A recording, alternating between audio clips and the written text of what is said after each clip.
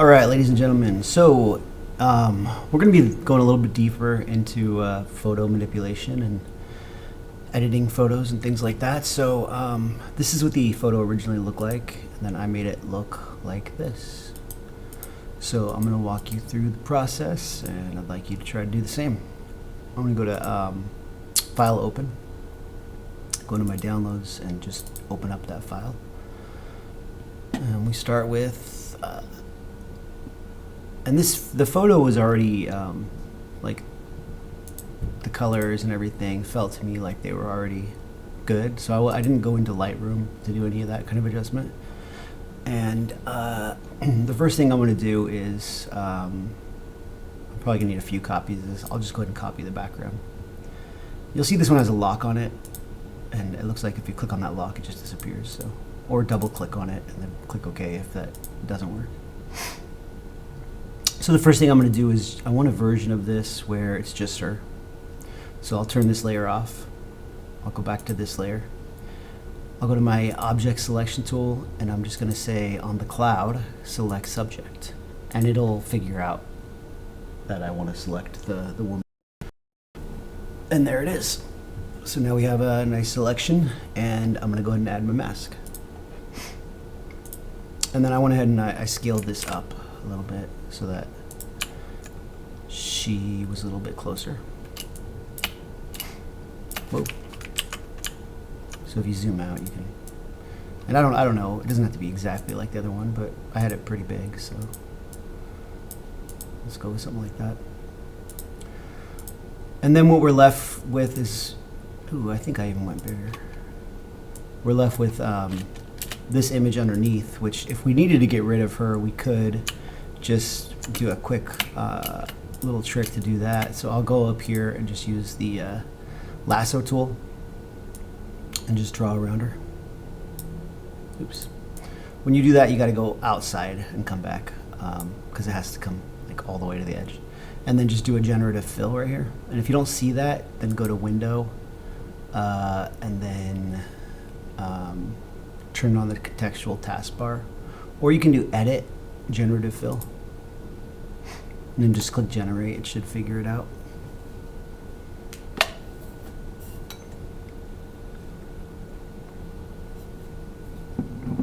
So then we have a version, and there's a few different versions. You can kind of see which one looks the cleanest, but I'd say that one probably feels good.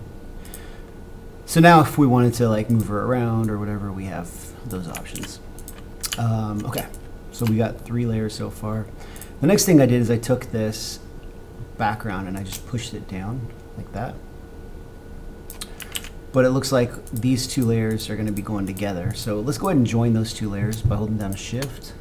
So click on one, hold down Shift, right click, merge layers. Now they're just going to be 1 layer. We can go ahead and pull that background down a little bit. And even though she's looking at mountains up here, I want that to look like the sky. So I'm going to go ahead and turn that layer off. And I want to try to select this little section up here. And this was kind of tricky, but I'm going to try using the magic wand. And I'm going to pull my tolerance down to maybe like 12. Yeah, it's not doing a great job. So let's go ahead and try using quick selection tool.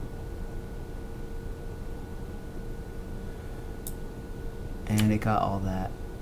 And I do want to not have this part. So what I'm going to do is hold down Alt to subtract my selection and Shift to add, and hope that I can go back and forth and get just that one little section. So again, Alt will get rid of it, which I'm doing right now. I only want this little part right here selected. Now that I have that selected, let's go ahead and just say select inverse, and we'll add a mask so that that part disappears. And you can see there's a couple spots that messed up, like right here. So I'll use a white paintbrush to just go ahead and fill that in. And it's not perfect, and yours doesn't have to be either, but oh, that's weird. Why is that going opposite? Is that not white? Huh. I don't know why that's happening. Am I using the wrong wrong brush here. I'm on the mask. It's got my flow and opacity up. It's pure white, and yet it's making it disappear.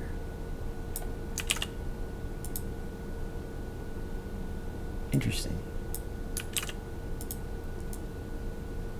There we go. Can't explain that one, guys. Guess I just don't worry about it. So why are there some transparent areas here? Let me try switching to a different brush, maybe. There we go. I have no idea what that was. Anyway, okay, so I'm gonna come clean that up, and then just using a white paintbrush on the mask. Remember, white shows, black hides. And then let's go ahead and I'm just gonna pull this down a little bit more. Let's go ahead and add a sky to this. So I'm gonna go down here, add a layer, and just choose like a color that kind of feels like the sky. And I might start by just using the eyedropper to make sure I have like the right shade, and then maybe just lighten it up a little bit, something like that. It feels a little bit like the sky, and it matches the color of this area. Now, once again, I'm gonna merge these two layers, and then I'm gonna use the magic wand to select that area, and then I'm gonna go to edit, sky replacement.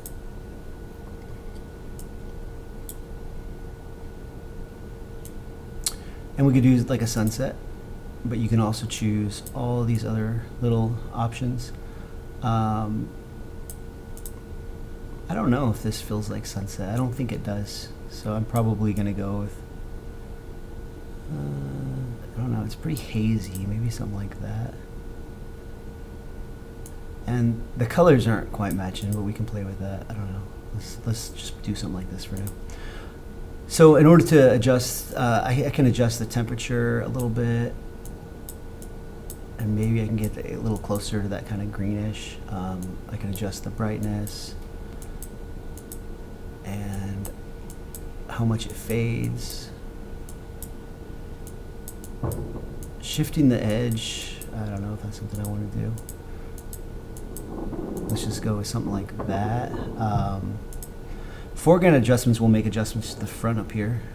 So if you wanted to like have it darken the sky a little bit, or push some lighting on the edge, or adjust the colors of your ground here, you could. Let's go ahead and go with that. And I still feel like that sky doesn't really match. So what I'm gonna do is click on this sky layer, and then I'm gonna add a filter to it by clicking on this little circle. We're gonna go to photo filter,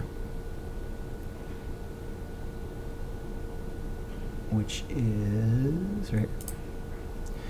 And this little button right here means it's only gonna apply to the layer below, so it won't affect anything else. So I could try putting on a warming filter, or maybe like even like a green filter. No, that's gonna look stupid. Let me just try a warming filter to see if I can get that to match a little bit better. Maybe something like that.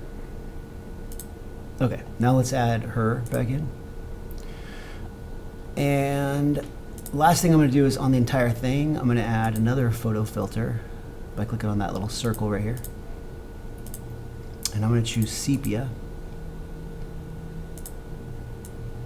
And I'm gonna kind of give this whole thing kind of this look to it.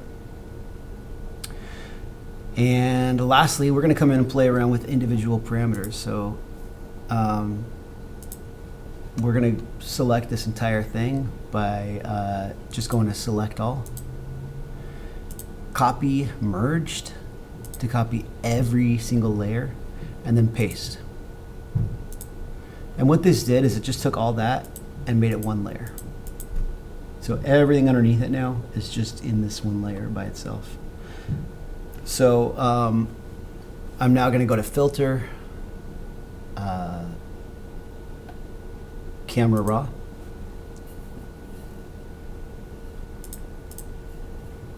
And here we're going to be able to move around a lot of parameters to kind of see if like there's any other things we want to change about this thing.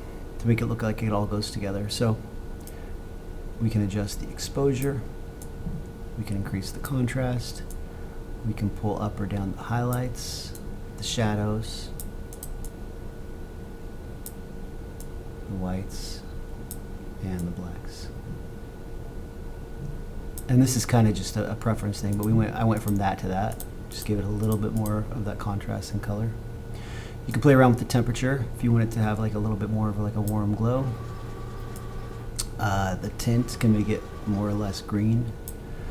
And then I would say vibrance and saturation, you probably don't need to mess around with too much, but if you wanted to maybe like pull it down a little to make it a little bit more like muted. And then down here, you can actually play around with these individual sliders, and we can start adjusting individual colors if you wanted to just change things up a little bit, make it a little bit more kind of green feeling. Just watch the skin, make sure you don't mess with that too much, but you can play around with the stuff in the background. And then the next thing I want to do is do some color grading. So let's say that the shadows, let's make them a little bit more like on the bluer side.